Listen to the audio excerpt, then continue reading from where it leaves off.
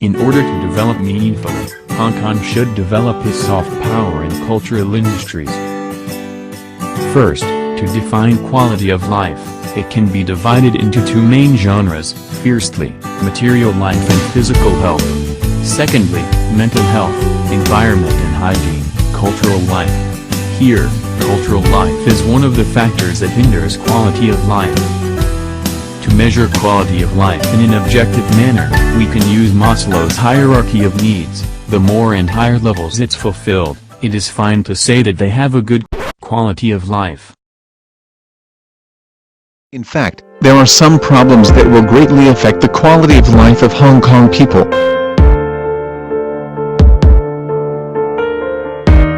According to the happiness ranking of selected countries survey that was conducted between 2012 and 2014, Hong Kong ranked 72 while other similar developed countries like Singapore ranked 24 and Japan ranked 46.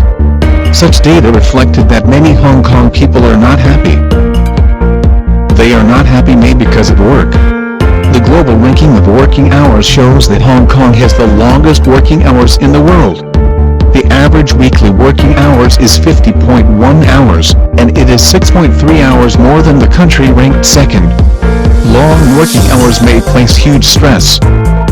According to a survey that was done by the Occupational Safety and Health Council and the Whole Person Education Foundation, a quarter of working persons in Hong Kong show levels of depression and anxiety, 2.5 times above the global average, and around 18% of working persons need psychological treatment.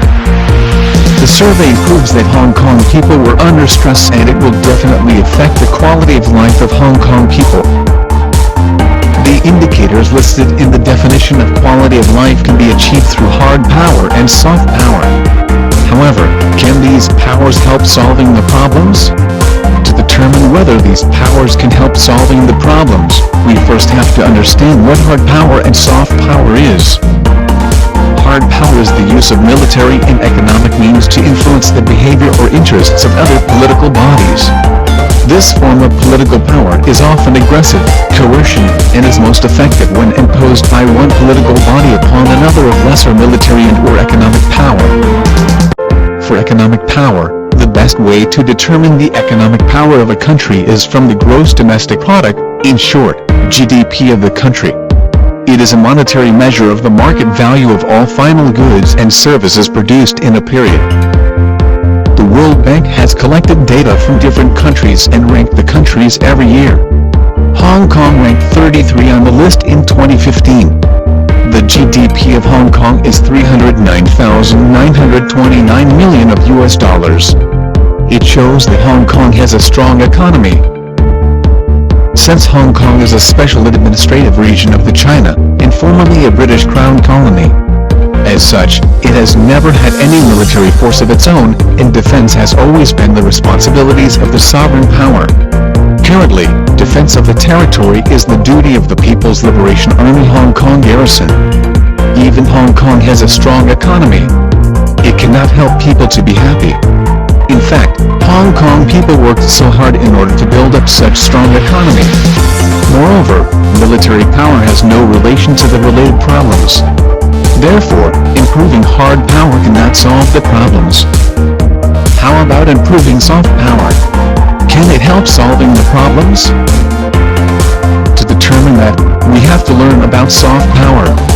Soft power is the ability to shape the preferences of others through appeal and attraction. A defining feature of soft power is that it is non-coercive. The currency of soft power is culture, political values, and foreign policies. The Soft Power 30 is a ranking based on a composite index that measures the resources that determine a country's soft power. It uses data collected from 7 areas in order to form soft power indexes. They are digital, culture, enterprises, engagement, education, government, and polling. In the Soft Power 30, most of the developed countries, for example United States, United Kingdom and Japan, entered the list. However, Hong Kong is not listed in the ranking. It shows that the soft power in Hong Kong is relatively weak when comparing to other developed countries. Soft power can be helpful in solving the problems. A among different kind of soft power. Improving cultural industries can help to solve the problems. Why improving cultural industries can help solving the problems? Since most of the cultural industries are leisure activities. Therefore, improving development in cultural industries can help Hong Kong people to become happier and help reducing their stress. However, according to the Hong Kong Quality of Life Index that was conducted by Chinese University of Hong Kong in 2014, culture and leisure sub-index is relatively low when compared to other sub-index. Such data shows that the cultural development is not flourished in Hong Kong. It also reveals that we have to pay more attention to improve the development of cultural industries in Hong Kong.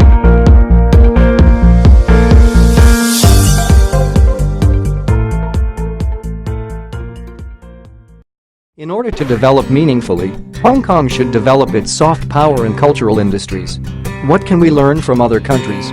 Singapore, the country that people always make comparison between these two cities. They are both densely populated, have good economic situation, belong to the four Asian tigers. However, with those similarities, there is a huge difference. According to the Quality of Life survey made by Mercer in 2016, Singapore ranked 26th among 230 cities, which is way higher than Hong Kong that ranked 70th. Singapore remains its highest ranking city.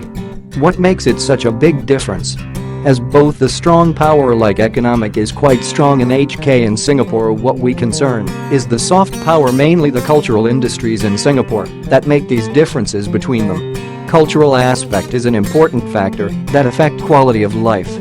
Heritage has a high historical and cultural values.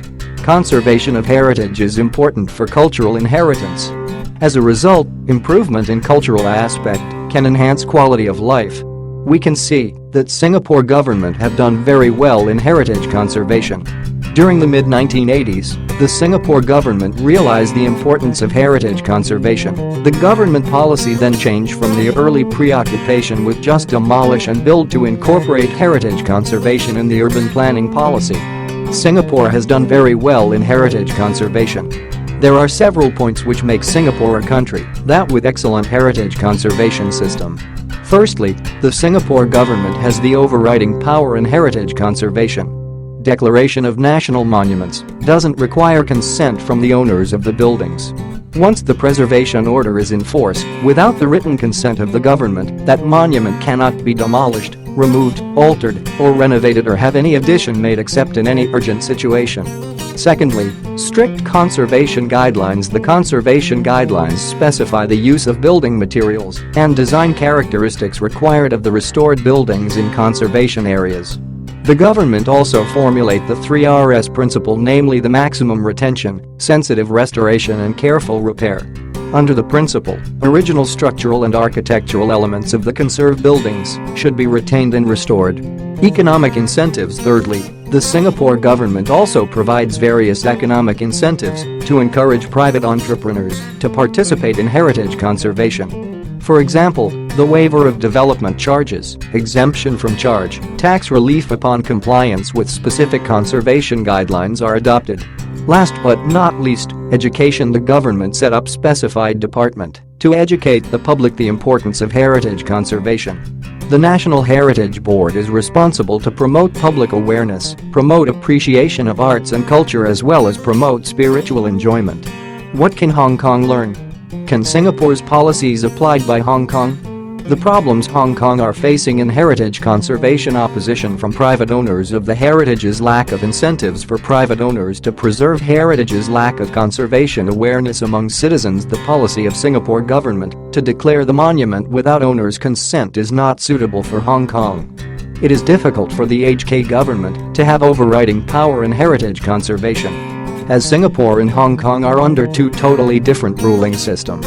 The Singapore government is more autocratic, while Hong Kong is more democratic. So it will be less opposing power, larger decision-making power and easier to implement new policies. As HK is a city that places strong emphasis on human right and freedom, the act of declare a national monument without the consent from the owners of the buildings, Hong Kong citizen will feel their rights are infringed. Strong opposition would be arisen in society. Developers may claim that Hong Kong adopts the free property market system and no government intervention is preferred.